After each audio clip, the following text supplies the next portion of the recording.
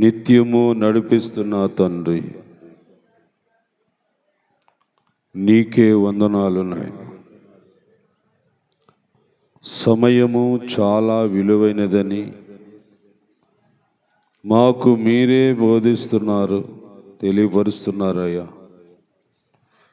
నీవిచ్చిన సమయాన్ని బట్టి నిన్ను స్తుతించటానికి, ఆరాధించటానికి నీ సన్నిధికి వచ్చాము నాయన. ఇంతవరకు పాటలతో నేను గనుపరిచాం, బిడ్డలందరినీ బలపరచు నాయన. వాక్యమైన దేవుడా, యేసు దేవుడా, మమ్మలను నీవే నీ ఇష్టానుసారముగా నడిపించు నాయన. మాకు ఎదురయ్యే ప్రతి శోధన తొలగించు తండ్రి, ప్రతి కీడిని తొలగించు నాయన. ఉన్నతమైన నీ కృప ద్వారాగా మమ్మల్ని మీరే సురక్షితమైన మార్గం గుండా నడిపించమని, నీ నామానికి మహిమ తెచ్చుకోమని యేసు నామమున అడుగుచున్నాను తండ్రి, ఆమేన్.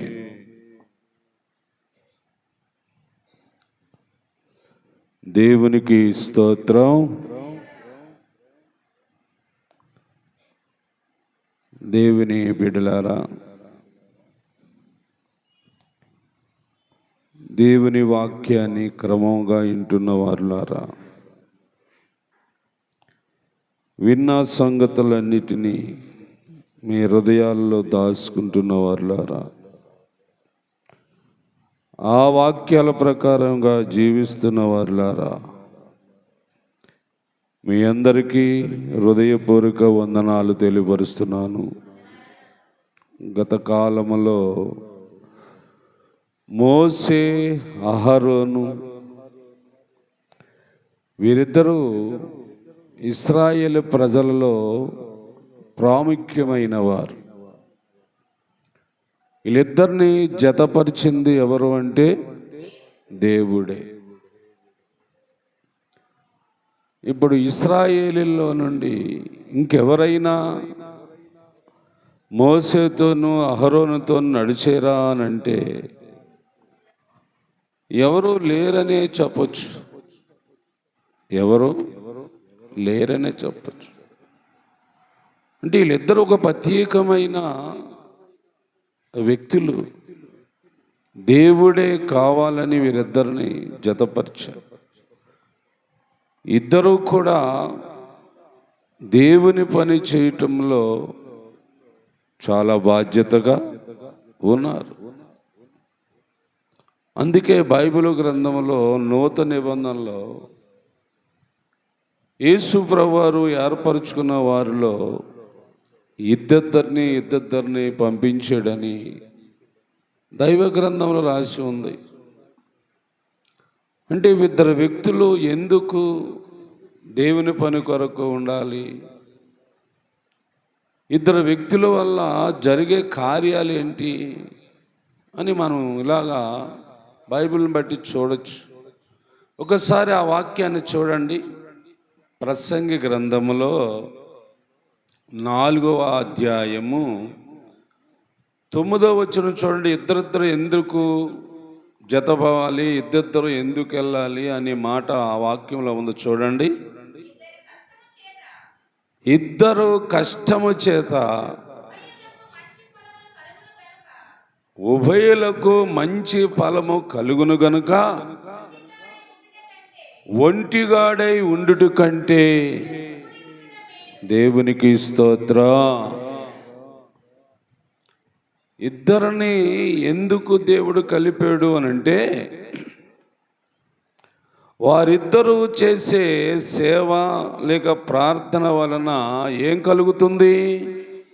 మంచి ఫలాలు కలుగుతున్నాయి. ఇంకా చెప్పాలంటే మంచి మేలు కూడా జరుగుతుంది.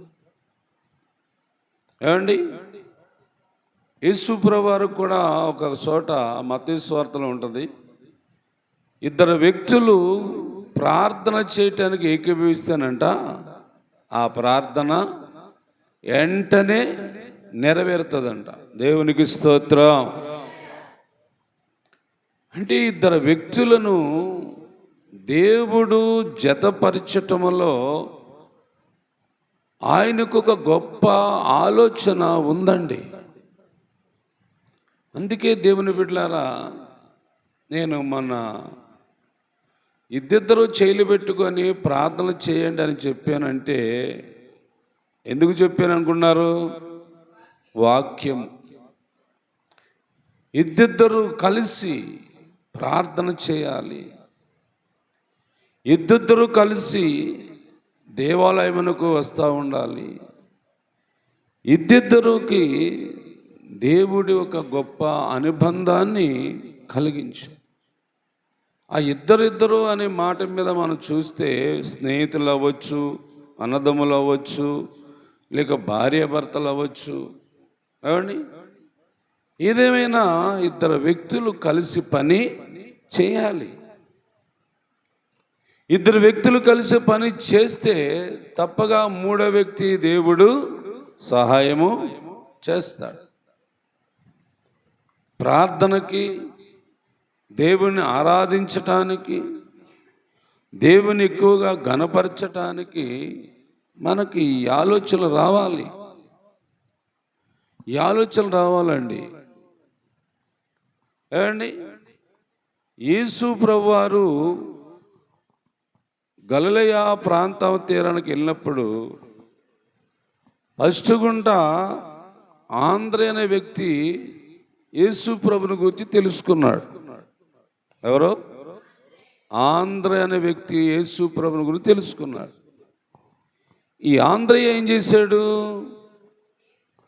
వారి తమ్ముడైన పేతురు గారిని తీసుకొని వచ్చి, నువ్వు కూడా చూడరా, యేసు ప్రభువు దేవుడు అని వాళ్ళిద్దరు వచ్చారండి. వాళ్ళు కూడా ఇద్దరు అన్నదమ్ములే. అర్థమవుతుందా? వారు కూడా ఇద్దరు అన్నదమ్ములే. ఇలా బైబిల్ని బట్టి మనం ఎక్కువగా వినే మాట ఏంటంటే ఇద్దరు ఏకమవుతూ ఉండాలి. పని చేయటానికైనా, ప్రార్థన చేయటానికైనా, దేవుణ్ణి ఆరాధించడానికైనా ఇద్దరు వ్యక్తులు అవ్వాలి. ఏమండి, ఇది మోసే అహరోనులు ఇద్దరు ఇశ్రాయేలు ప్రజలను ఎర్ర సముద్రమును దాటించారు. ఇశ్రాయేలు ప్రజలందరినీ ఎర్ర సముద్రమును దాటించి ఆ తర్వాత వారి ప్రయాణము కొనసాగుతుంది. వారి ప్రయాణము కొనసాగుతూ ఉండగా ఏం జరుగుతుందో చూద్దాము. నిర్గమకాండము 15వ అధ్యాయము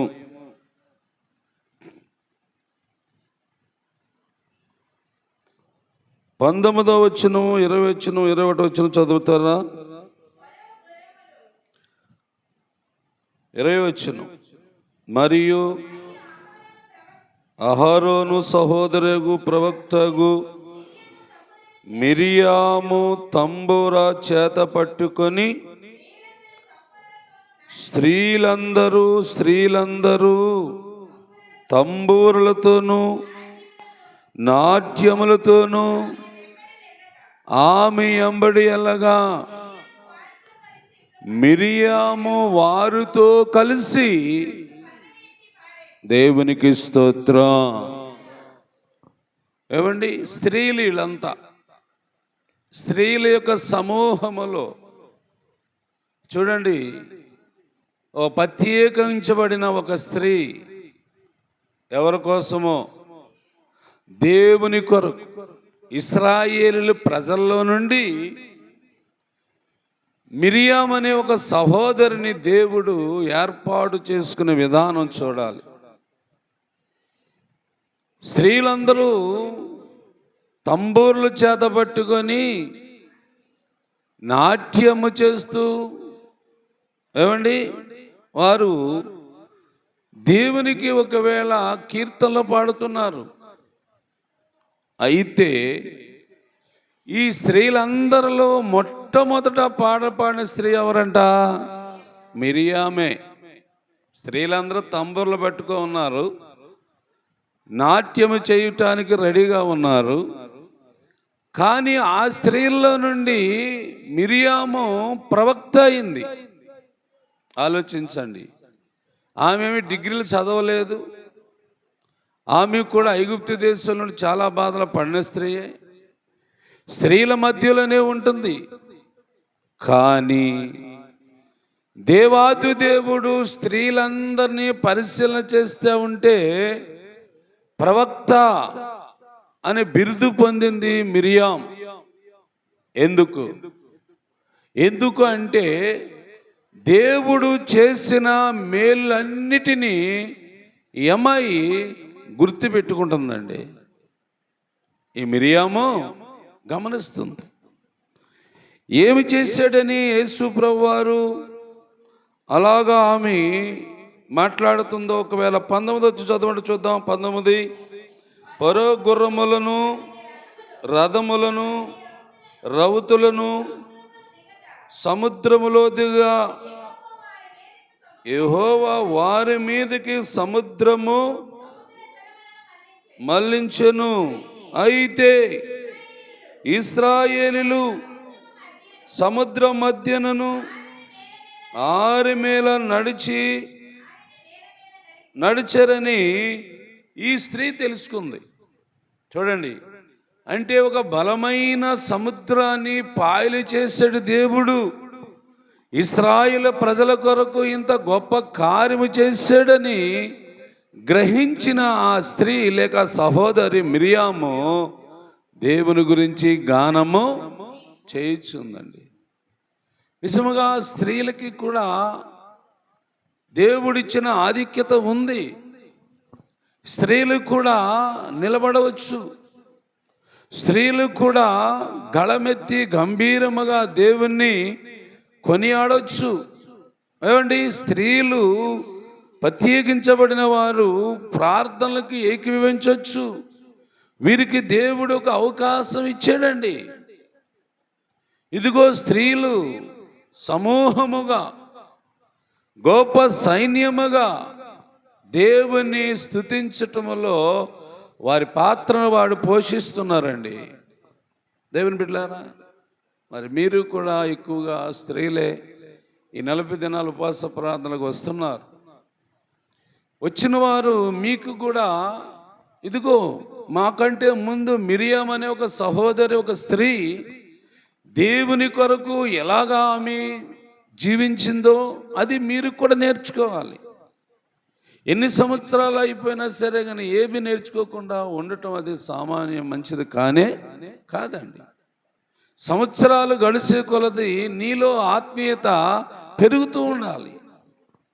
ఒక సంఘములో ఏమండి లేదా కుటుంబములో నీ యొక్క స్థానాన్ని నువ్వు కాపాడుకో ఉండాలి.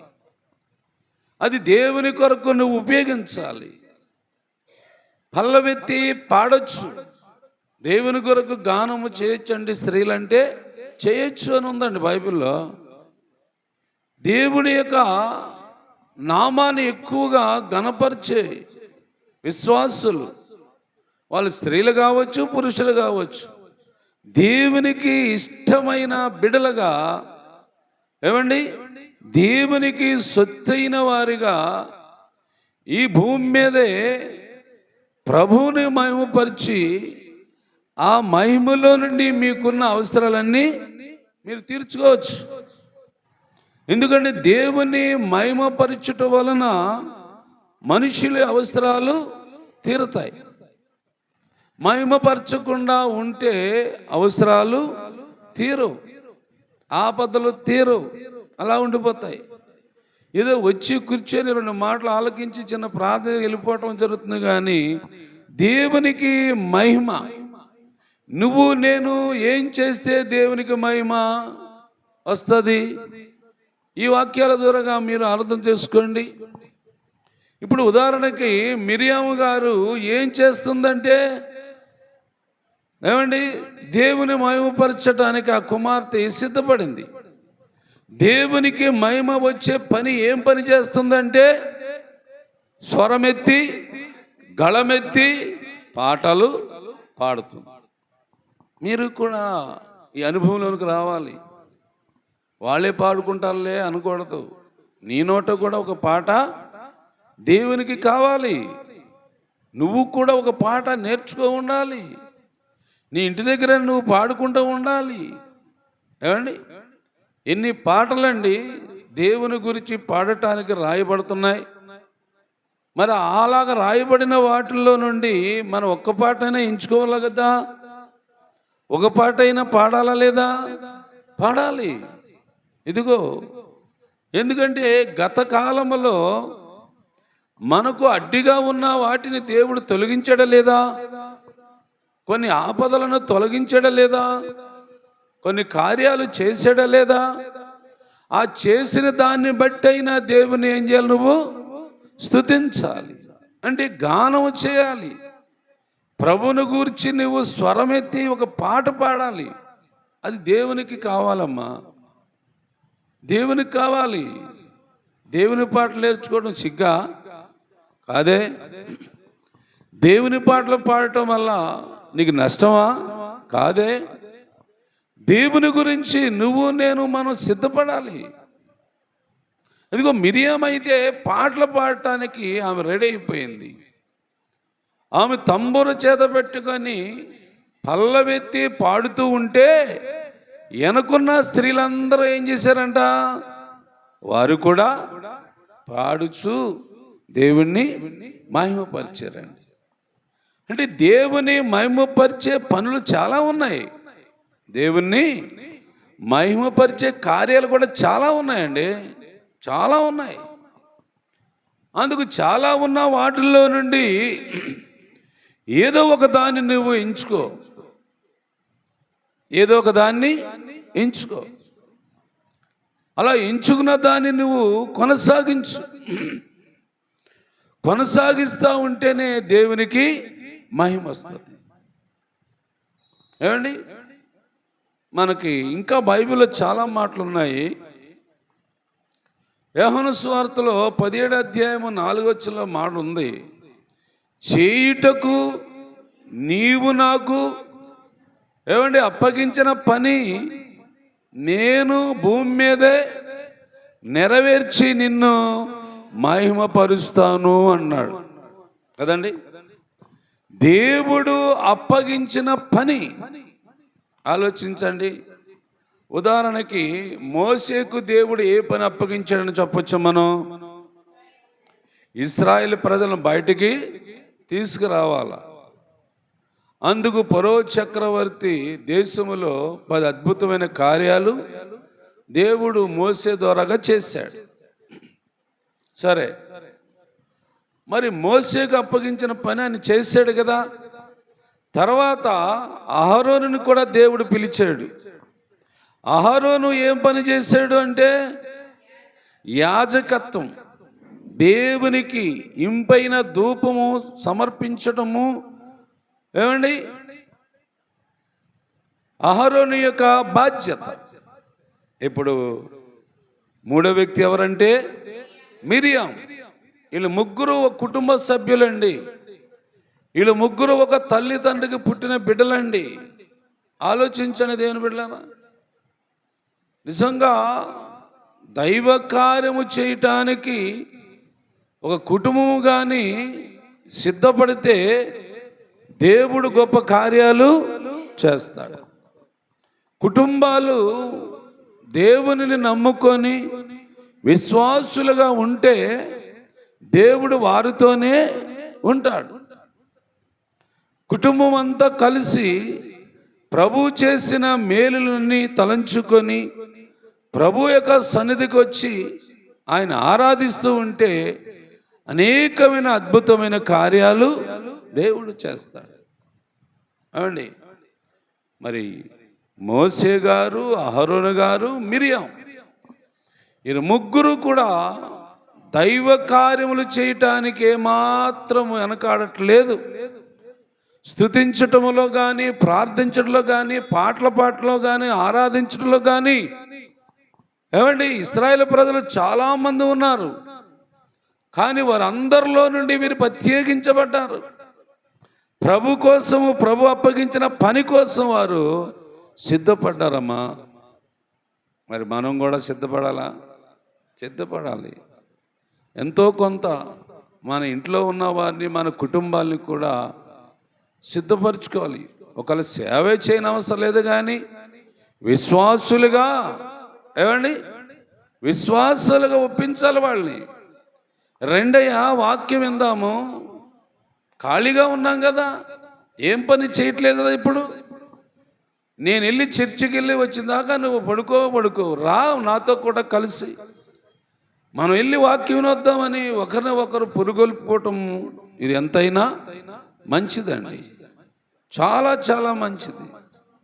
ఇలాగా బైబిల్ గ్రంథంలో ఉన్నారు. ఇద్దరు వెళ్ళారు ప్రభుని ఆరాధించటానికి, లేదు ముగ్గురు వెళ్ళారు ప్రభుని స్తుతించటానికి. ఎల్కాను, హన్నా, వీళ్ళిద్దరు ఎవరు? భార్య భర్త. వీళ్ళిద్దరూ షిలోహు అనే మందిరానికి వెళ్ళారా లేదా? వెళ్ళారు. ఇద్దరు వచ్చారు.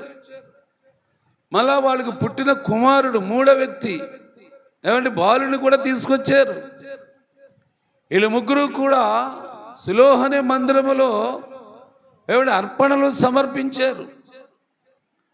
దేవుడు ఏదైతే వారికి ఇచ్చాడు, అనుగ్రహించాడని వారు గ్రహించారో, దేవుడు ఇచ్చిన దానికి దేవునికి మహిమ రావాలని మరలా వారందరూ అర్పణలు తీసుకొచ్చారు. గువ్వలు, పావురాలు అర్పించారండి. ఇలాగా మనము కూడా చేస్తే ఎంత బాగుంటుందండి.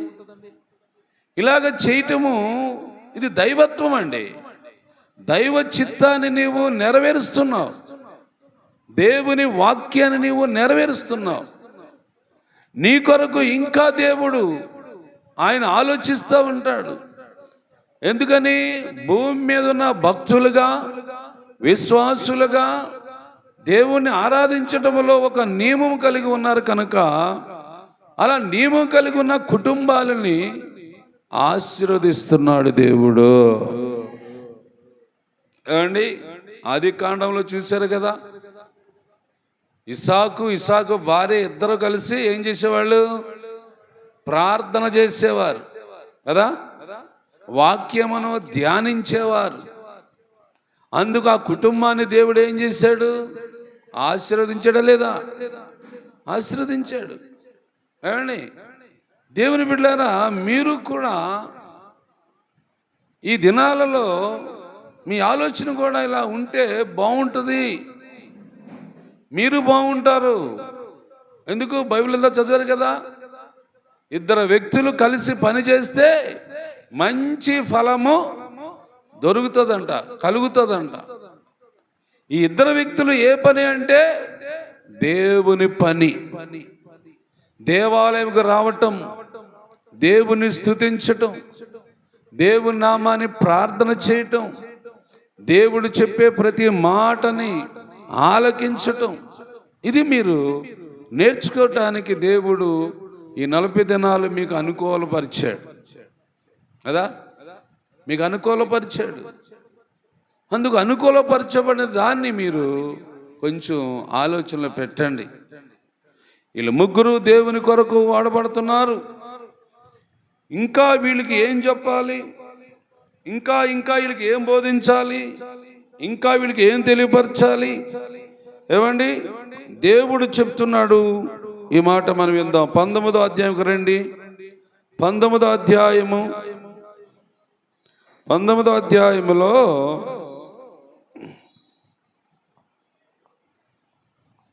10వ వచనం చదవండమ్మా.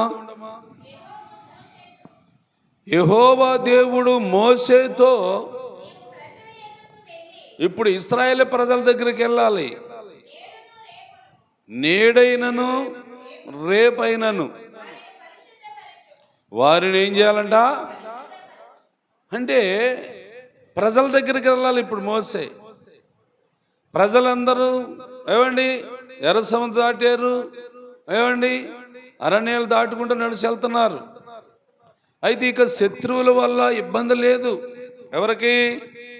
ఇశ్రాయేలుకి శత్రువుల వలన మనుషుల వల్ల కీడేమి లేదు.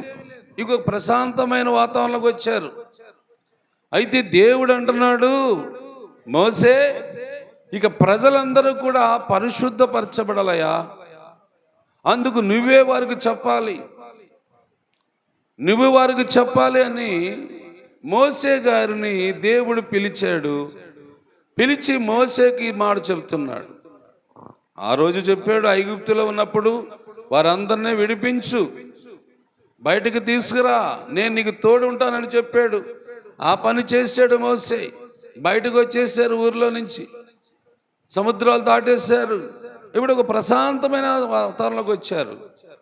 అయితే ఇప్పుడు ప్రజలు ఎలా ఉండాలంట? పరిశుద్ధపరచబడాలంట. పరిశుద్ధపరచబడాలి. ఏమండి, ఇశ్రాయేలు ప్రజలందరూ కూడా విశ్వాసులు కదా, మళ్ళీ వీళ్ళు పరిశుద్ధపరచబడటం ఏంటి అని మనకు ఒక ఆలోచన రావచ్చు. ఇశ్రాయేలులు యాకోబుని బట్టి పేరు వచ్చిందే కానీ ఏమండి, ఆ కోవలో పుట్టినవారు, ఆ కోవలో ఆ వంశంలో జన్మించిన వారు అందరూ కూడా ఏమండి బాప్టిసాలు పొందలేదు, ఇంకా చెప్పాలంటే సున్నతి పొందలేదు. అలాగా మోసే గారు నాయకత్వంలో నడుస్తున్నారు, అంతవరకే. ఆరాధన లేదు, ప్రార్థన లేదు, స్తుతి లేదు, అలా ఉన్నారు. అందుకని దేవుడు ఆలోచించి అన్నాడు, ఇక ప్రజలు తెలుసుకోవాలి కాబట్టి, ప్రజలు నన్ను ఆరాధించాలి కాబట్టి, ప్రజలకు నేను సహాయం చేయాలి కాబట్టి, అందుకు ఇప్పుడు ఈరోజు రేపు ప్రజలను సిద్ధపరచు, ప్రజలను సిద్ధపరచు, వారు సిద్ధపడాలి. అందుకు ఏం పని చెప్పబోతున్నాడు చూడండి, కింద వాక్యం, వారు తమ బట్టలను ఉదుగుకొని దేవునికి స్తోత్రం. ఏమండి, 3వ నాటికి సిద్ధంగా ఉండాలంట. కోపపడకండి, బాధపడకండి, సరేలే. ఏమండి, ఇశ్రాయేల్ బట్టలు ఉదుక్కోవాలంటమ్మా. అందుకనే ఉదికిన బట్టలు కట్టుకుంటూ ఉండండి అలా కదా. ఏం బట్టలు కట్టుకోవాలమ్మా? ఉతికిన బట్టలు ఉండవా పెట్టెలని, మరి అవి కట్టుకో రావాలి. వాక్యం ఇది, వాక్యం ఇది, సిద్ధపడాలి. అలాగనేమో పాత బట్టలు వేసుకోరావట్లేదు కానీ, అంటే దేవుని కొరకు నిన్ను నీవు సిద్ధపరచుకో.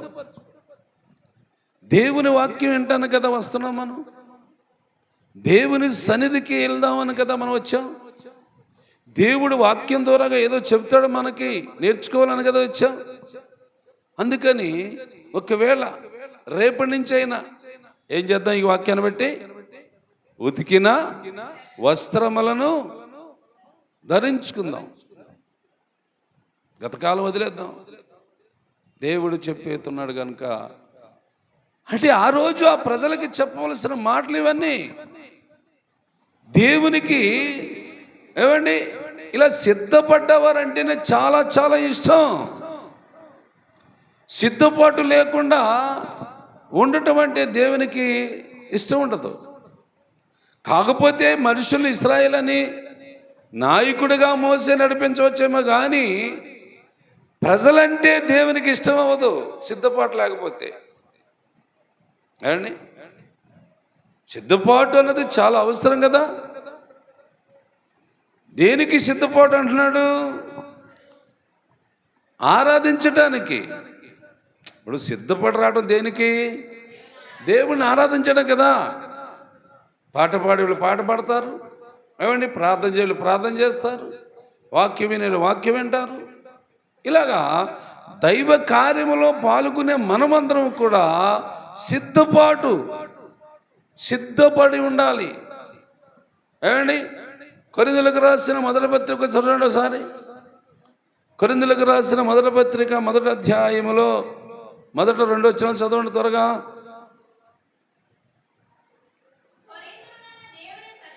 అదిగో దేవుని సంఘం అంటే ఇది కదా. ఆ రోజు కూడా ఇశ్రాయేలు ప్రజల సంఘమే, దేవుని సంఘమే వాళ్ళు కూడా. కొరింథీలో ఉన్న దేవుని సంఘము అనగా చూడండి, క్రీస్తు యేసునందు పరిశుద్ధపరచబడేవారై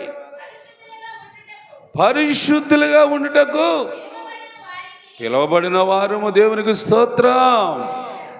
ఏమండి, ఒకవేళ మనలందరినీ దేవుడు పిలిచాడు ఎలా ఉండటానికని? పరిశుద్ధులుగా ఉండాలని. అందుకే ఆనాడు పూర్వకాలం మంది ఇశ్రాయేలు ప్రజలు ఏమండి, వారు వస్త్రాలను ఉదుక్కోమని చెప్పడానికి కారణం ఏంటంటే, సిద్ధపాటు ఉండండి, నన్ను ఆరాధించాలి మీరు. రేపు మీరందరూ ఒక పరిశుద్ధ సంఘం ఒక స్థలంలో కూడుకోవాలి. అందుకు మురికిన బట్టలతో ఉండకూడదు, మాసిన వస్త్రాలతో ఉండకూడదు. ఒక శుభ్రమైన వస్త్రాన్ని వేసుకుంటేనే మనసు కూడా ప్రశాంతంగా ఉంటుంది. ఏమా, ఒక శుభ్రమైన వస్త్రం వేసుకుంటే మనసు ఎలా ఉంటుంది? ప్రశాంతంగా ఉండదా? ఉదాహరణకండి, స్థలక స్నానం చేయండి, ఎంత తేలిగ్గా ఉంటుందో ఒళ్ళు. అవునా? స్థలక స్నానం చేసిన వ్యక్తి ఏం చేస్తాడు? మాసిన బట్టలు కట్టుకుంటాడా? లేదు, శుభ్రమైన వస్త్రం ఉతికింది. అప్పుడు ఎలా ఉంటుంది? ప్రశాంతంగా ఉండదా మనసు? అది అనమాట. అంటే దేవునితో నీకు సంబంధము, నీతో దేవునికి సంబంధము ఏర్పడటానికే ఈ వాక్యాలన్నీ, మాటలన్నీ దేవుడు మనకి వినిపిస్తున్నాడండి. ఏమండి, దేవుడికి కావలసిన హృదయం అనుకోండి. హృదయం ఎలాగానే మురికి బట్టలతో వచ్చేద్దామా? రాకూడదు.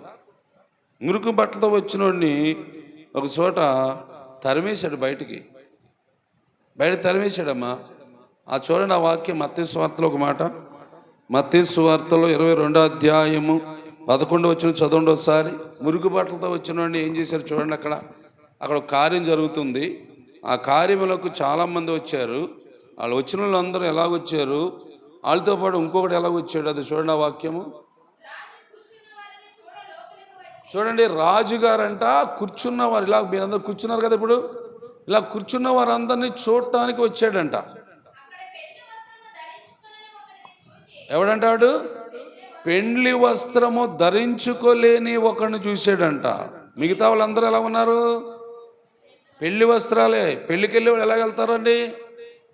సూటు బూటు వేసుకుంటారు పురుషులు అయితే. స్త్రీలు అయితే పట్టు చీరలు కట్టుకెళ్తారు. అవునా కదా? లేదా? ఇది ఉంది కదా సమాజంలోని. పెళ్ళి అనబడికి ఏమండి మంచి విలువైన వస్త్రం కట్టుకెళ్తాం. అక్కడ జనసమూహం ఉంటారు, చూస్తారు అందరూ. ఏమండి, అయితే రాజు అన్న దేవుడు వచ్చిన సమూహం అంతటిని చూశాడంట. చూస్తే అక్కడ పెళ్లి వస్త్రము లేనివాడు ఒకడున్నాడంట. అక్కడ ఆ జనాల్లో పెళ్లి వస్త్రము లేకపోతే ఏమైంది? నేను వచ్చాను కదా పెళ్ళికి, నేను కూడా మనుషునే కదా, నేను వచ్చాను కదా, పెడితే తినేసి వెళ్ళిపోతాను కదా అని వాడు మాట్లాడి ఉండవచ్చు. జరిగే కార్యం ఏంటి? పెళ్ళి, వివాహం ఘనమైంది కదా. ఆ కార్యమునకు వచ్చేవాడు ఎలాగో రావాలరా నువ్వు? వస్త్రం లేకపోతే ఇంటికాడ మానేయాలి, కానీ పెళ్లి వస్త్రం లేకుండా వచ్చేవేంటి అలాగని రాజు అడుగుతున్నాడు. తర్వాత ఏమైందమ్మా? స్నేహితుడా ఎలాగ వచ్చితువని అడగగా, చూడండి, పెళ్లి వస్త్రం లేకుండా ఎలాగొచ్చారా బాబు ఇక్కడికి? నువ్వు నా స్నేహితుడు అవుతావచ్చు. చూసేవారందరూ కూడా నిన్నే అవమానపరుస్తారు, నన్ను కూడా అవమానపరచరా? నేను నీతో మాట్లాడుతున్నా, చూస్తున్నాను కదా జనం అంతా. ఇదేంటి రాజేంటి ఆ మురుగుడ్లు కట్టుకునే వాడితో మాట్లాడుతున్నాడు? అలాగని ఎగతాలు చేస్తారు కదా నన్ను. స్నేహితుడా ఏంటి నువ్వు పొరపాటు? ఏమంటే అడిగితే వాడికి సమాధానం ఉందా?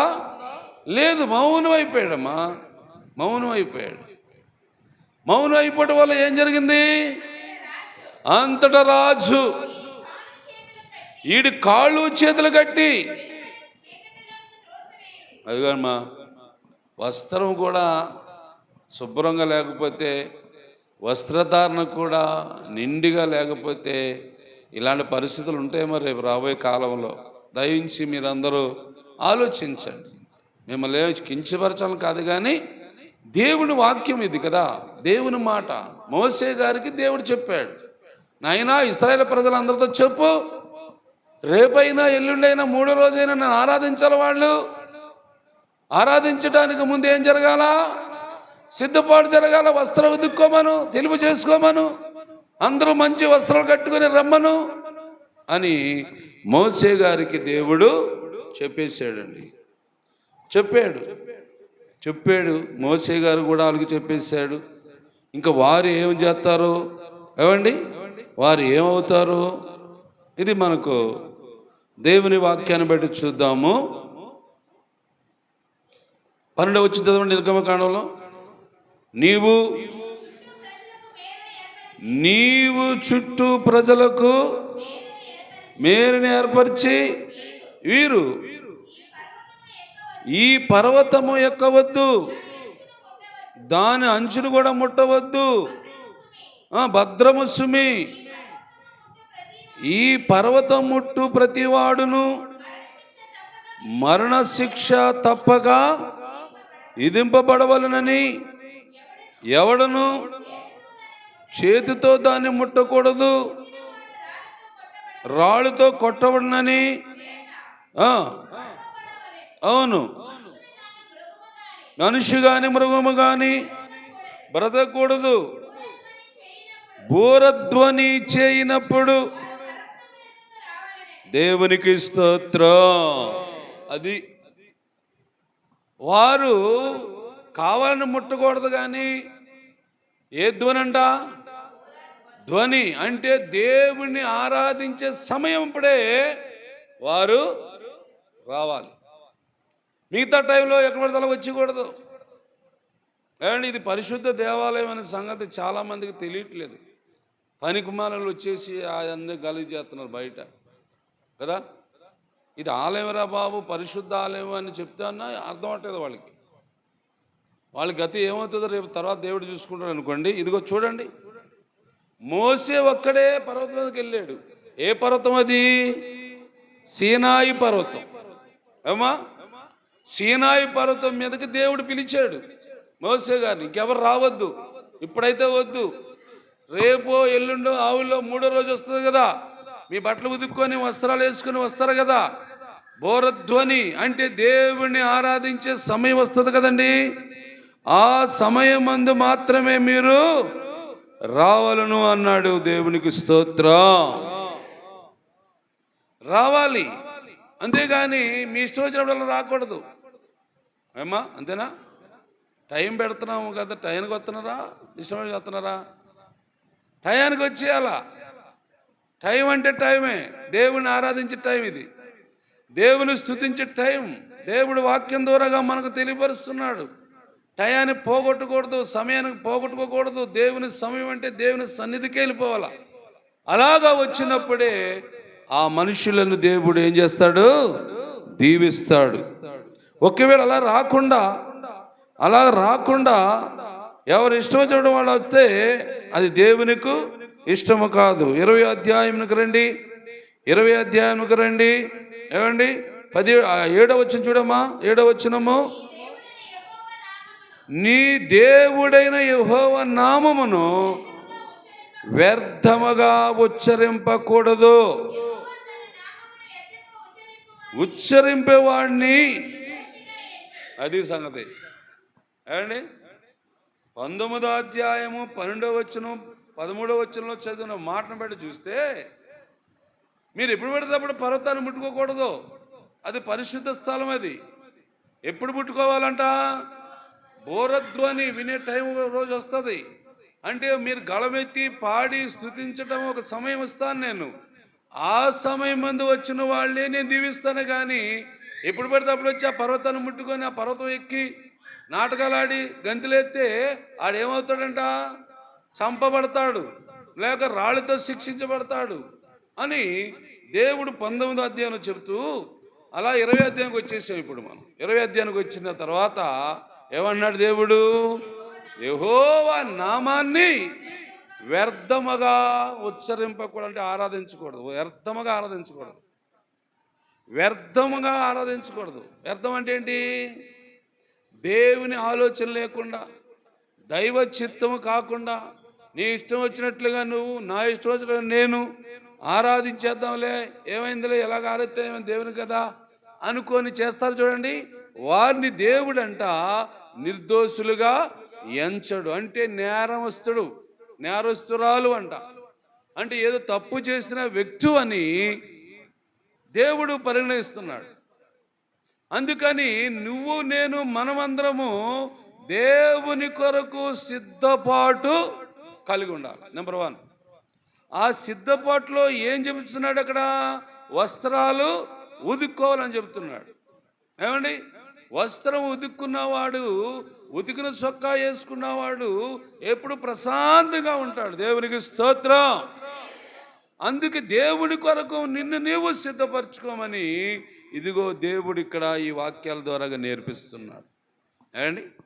దేవుడు ఈ వాక్యాల ద్వారా నేర్పిస్తున్నాడు. అందుకని నీవు నేర్చుకో. దేవుని దినము, దేవుని సమయము. ఏమండి? దేవాతి దేవుని దగ్గరికి వెళ్తున్నావు, వెళ్ళే వ్యక్తి కాబట్టి నువ్వు నీ దేవుని కొరకు నువ్వు చేయవలసినది తప్పగా నువ్వు చేయమని బైబిల్ గ్రంథము చెబుతుంది. 8వ వచనం తర్వాత ఏమలా? విశ్రాంతి దినమును పరిశుద్ధముగా ఆచరించుటకు జ్ఞాపకం ఉంచుకొనుము. 6 దినములు నువ్వు కష్టపడి నీ పని అంతయు చేయవలను. 7వ దినము యెహోవాకు. ఆ దినము కోసము ఇశ్రాయేలు ప్రజలందరూ ఏమవ్వాలంట? సిద్ధపడాలి. ఇశ్రాయేలు స్త్రీలు పురుషులు ఉన్నారు, అందరూ కొన్ని లక్షల మంది ఉన్నారు అక్కడ. ఏమండి? దేవుని కొరకు తప్పగా నువ్వు పని చేస్తాను, పని చేసుకో వస్తాను, ఇది కాదు నీ అలవాటు. ఈ దినము ప్రభు దినము, ప్రభు ఇచ్చిన దినం ఇది. ఈ దినమందు నేను ఏ పని చేయకుండా ప్రభుని ఆరాధించిన తర్వాతే నాకు సమయం ఉంటే పనులు చేసుకుంటాను, నాకు టైం ఉంటే నేను కార్యాలు చేసుకుంటానని నువ్వు అనుకోవాలా. అలా అనుకోకుండా పనులు చేసుకొని, వ్యాపారాలు చేసుకొని, అసలైన దేవుని దినాన్ని వదిలేసి దాన్ని పోగొట్టుకుంటే అది మనుషులకు ఏమాత్రం క్షేమము కాదు అని బైబిల్ చెబుతుందమ్మా. మోసే నాయకుడు, ఏమండి, అహరోను యాజకుడు, మిరియాము ప్రవక్త, వీళ్ళు ముగ్గురు దేవుని కొరకు సిద్ధపడుతున్నారు. మిగిలిన వారిని కూడా ఏం చేయమన్నాడు దేవుడు? సిద్ధపరచాలి. మిగిలిన వారు కూడా సిద్ధపరచాలి. అదే మాట చెబుతున్నాడు మోసే. బట్టలు ఉతుక్కోండి, రేపు ఆదివారం వస్తుంది, రేపు దేవుడి దినం వస్తుంది, మీరందరూ సిద్ధపడండి. రేపు మీరు నేను అందరూ కలిసి గళమెత్తి, ఏమండి, బోరధ్వని వినిపించి దేవునికి ఆర్భాటం చేద్దాం మనమని అందరికీ చెప్తున్నారు. కానీ నిజంగా దేవుని బిడ్డలారా ఆలోచించండి, ఈ మాటల్ని పట్టించుకునే వారే లేరండి. ఇశ్రాయేలు ప్రజల్లో ఈ మాటలు పట్టించుకున్నవారు లేరమ్మా. ఆ మాటలు పట్టించుకోకపోవటం వల్ల ఏం జరిగిందో తెలుసా మీకు? ఏం జరిగిందంటే వారికి ఇష్టం వచ్చినట్లుగా ప్రవర్తిస్తున్నారు. ఏమండి? ఇష్టం వచ్చినట్లుగా ప్రవర్తిస్తున్న ప్రజలు ఇశ్రాయేలులే, పేరుకైతే ఇశ్రాయేలులే. ఇష్టం వచ్చినట్లుగా ప్రవర్తిస్తూ ఉంటే మోసే చూడ ప్రజలు ఏం చేస్తున్నారు, నువ్వేం చెప్తే ఏమంటున్నారు వాళ్ళు, ఆ ప్రజలు చూడ ఏం చేస్తున్నారు అని మోసే గారికి దేవుడు చూపించాడు. చూపిస్తే వీళ్ళందరూ ఈ మాటలు వినట్లేదు, ఈ వాక్యాలు ఎవరు ఆలకించట్లేదు. ఏంటి ఇప్పుడు బట్టలు ఉతుక్కోవాలంట, ఇదే మాట, ఇలాగ ఏదో రకరకాల భేదాభిప్రాయాలు చూపిస్తున్నారండి.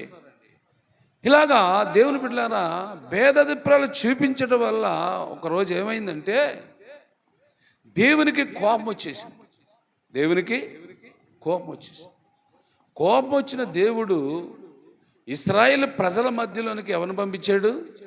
తాపకరమైన సర్పములను పంపించాడు.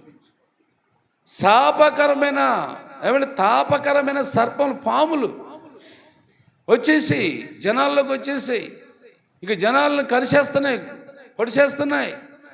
అలాగా పొడిచేస్తూ ఉంటే పాము కాటికి పడిన వాళ్ళు అందరూ ఏమవుతున్నారు? విషం వల్ల చనిపోతున్నారు. ఇదేంటి ప్రభా ఇలా జరిగింది ప్రజలకి, ఇదేంటి ఇలా జరిగిందని వెంటనే మోసే గారు దేవునికి మళ్ళా ప్రార్థన చేస్తాడు. అయ్యయ్యో ప్రభా, దీనికోసమేనా ఐగుప్తులో నుంచి విడిపించుకొచ్చావు? ఇదేంటి ఇశ్రాయేలు అందరూ ప్రజలు చనిపోయారు, అలా మళ్ళీ అన్యులందరూ అవమానపరుస్తారు. అది కాదు ప్రభా, క్షమించు నాయన అని మోసే గారు దేవుని పాదాలు పట్టుకొని బ్రతిమాలాడు. వెంటనే దేవుడు ఏం చెప్పాడు మోసే కంటే, ఏమండి, ఇత్తడి సర్పం ఒకటి చేయించి ఎత్తైన స్థలం మీద పెట్టు. సర్పము కాటికి బలైన వాళ్ళందరూ దాన్ని చూస్తే, ఆ ఇత్తడి సర్పాన్ని కానీ చూస్తే వాడు బాగుపడతాడయా. అప్పటికే సుమారు 23,000 మంది చనిపోయారు. ఇంకా అప్పటికి కుడుతున్నాయి పాములు. పుడుతున్న వాళ్ళందరికీ ఈ ఎత్తైన పైన ఉంది కదా ఇత్తడి సర్పము, దాన్ని చూస్తే బ్రతుకుతున్నారు. బ్రతికేరలాగా. దేవుని బిడ్డలారా, నీ ప్రయోజనం కొరకు, నీ క్షేమము కొరకు దేవుడు ఏం చెప్పినా నువ్వు లోబడాలండి. ఈ మాట నేను పాటించలేను, ఈ పని నేను చేయలేను అని తప్పించుకోవడానికి మనం దొంగలు ఎదగకూడదు. ఇది దేవుని మాట కదా. సేవకుడు చెబుతున్నాడు. సేవకుడు ఎందుకు చెబుతున్నాడు అంటే మీ క్షేమం కోరి చెబుతున్నాడు, మీ మేలు కోరి చెబుతున్నాడని మనము గ్రహించుకోవాలా. ఏమండి, మోసే అంతటి సేవకులకు లేకపోవచ్చు, కానీ వాక్యం ఉంది కదండి. మోసే లాంటి అంత పెద్ద సేవకులు కాకపోవచ్చేమో, కానీ బైబిల్ ఉంది కదండి. మోసే కాలంలో ఏం జరిగిందో, మోసే గారు ఆనాడు ఏం చేశాడో ప్రజల కోసం, ఇవన్నీ రాసి ఉన్నాయి కదండి. ఇప్పుడు అదే వాక్యాలు మీకు ఈరోజు వినపడుతున్నాయి. మరి ఆ రోజుల్లో వారు చేసినట్లుగా నువ్వు చేస్తే మరి అలాంటి తాపకరమైన ఇబ్బందులు రావా? ఏమండి, ఆయాసకరమైన ఇబ్బందులు రావా? వస్తాయి. ఆ ఇబ్బందులు వస్తేనే ప్రమాదాలు జరుగుతాయి. ఆ ప్రమాదాలే ప్రాణాలు కోల్పోయే పరిస్థితి కూడా వస్తూ ఉంటాయి. దయించి దేవుని బిడ్డలారా, వాక్యాన్ని అర్థం చేసుకోండి. దేవుని వాక్యాన్ని అర్థం చేసుకొని చక్కగా దేవుని కొరకు మనమందరము సిద్ధపడదాం. పరలోకంలో దేవుడు సిద్ధపడండి అని ఏమండి పాత నిబంధన గ్రంథంలో ఉంది, క్రొత్త నిబంధన గ్రంథంలోనుంది. ఏం పడమని? సిద్ధపాటు కలిగి ఉండాలంట. పాత నిబంధన భక్తులు సిద్ధపాటు ఉండాలి, క్రొత్త నిబంధనలో ఉన్నవారు కూడా సిద్ధపాటు ఉండాలి. సిద్ధపాటు లేని ప్రజలు ఏమైపోయారంటే నాశనం అయిపోయారు. ఏమండి, వస్త్రాలు ఉతుక్కోమంటే ఉతుక్కోలేదు. రేపు 3వ దినం ముందు ఆరాధిద్దాం ఏమండి అంటే ఆ సమయానికి రాలేదు. ఇక ఎవరు రాకపోతే ఈ అహరోను, మిరియాము, మోసే, ఇంకా కొంతమంది ఆయనతో యెహోషువ లాంటి వాళ్ళు, ఏమండి కొంతమంది కొరాహు కుమారు లాంటి వారు, వాళ్ళే ఆరాధించారు దేవుణ్ణి. వారికే దేవుడు ప్రాణాలు పోకుండా కాపాడుకున్నాడు, వాళ్ళు నిలబెట్టాడుదండి.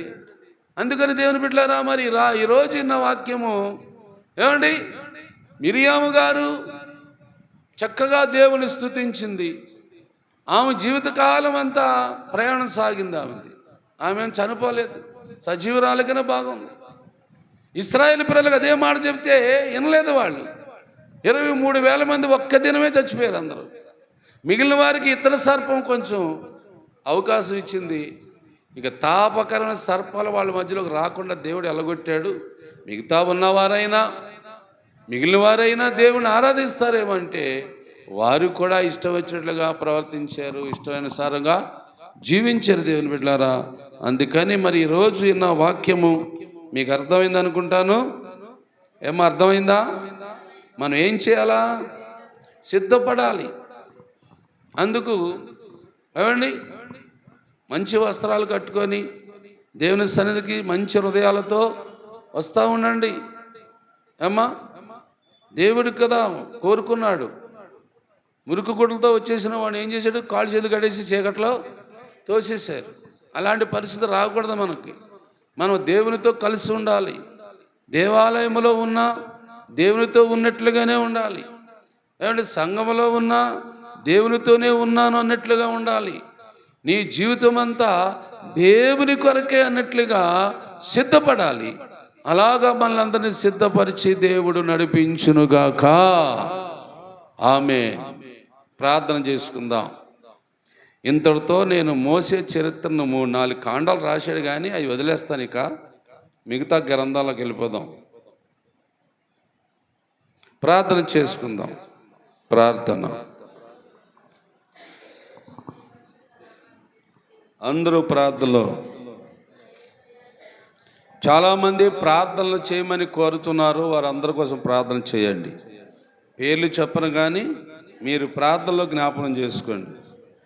ప్రభా, మరి సేవకుడికి చెప్పిన వారందరి కోసం ప్రార్థన చేస్తున్నాను దేవా అని చెప్పండి.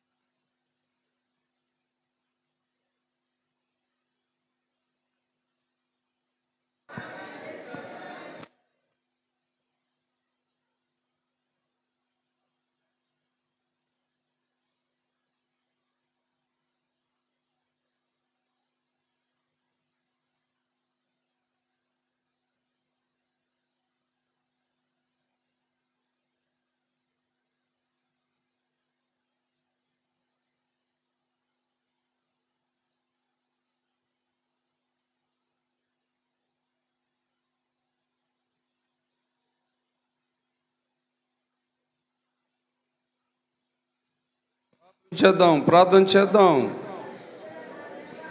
అందరము ఆసక్తితో ప్రార్థన చేయాలి.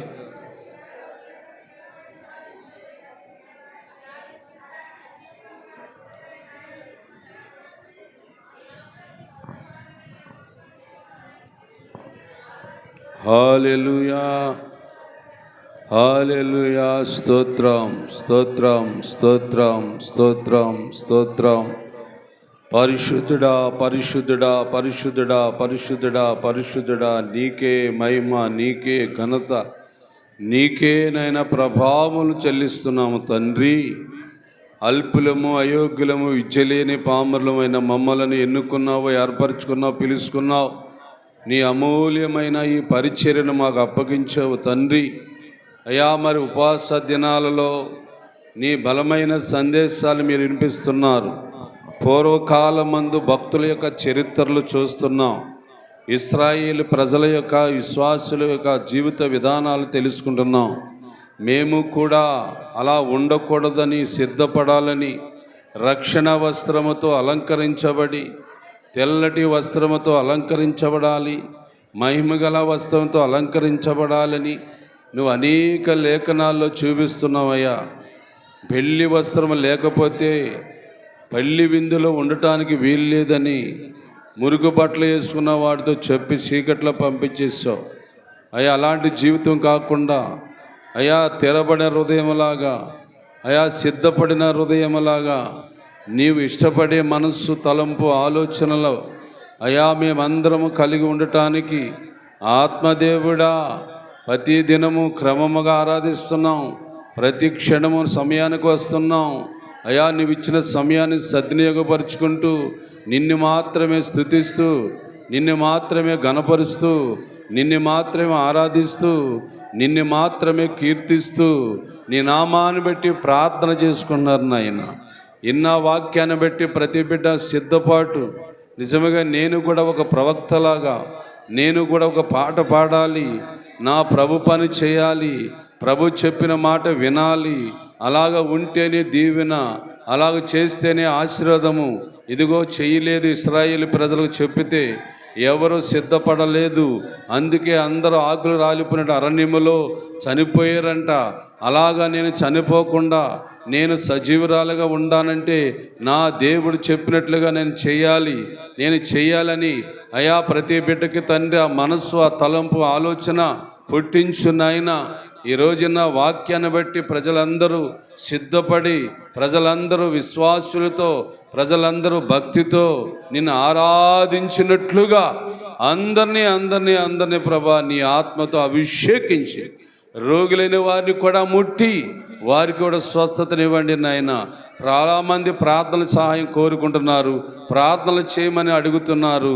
అందరి కోసం ప్రార్థన చేస్తున్నాను తండ్రి. ప్రతి బిడ్డని ప్రభా నువ్వు దర్శించు నాయన.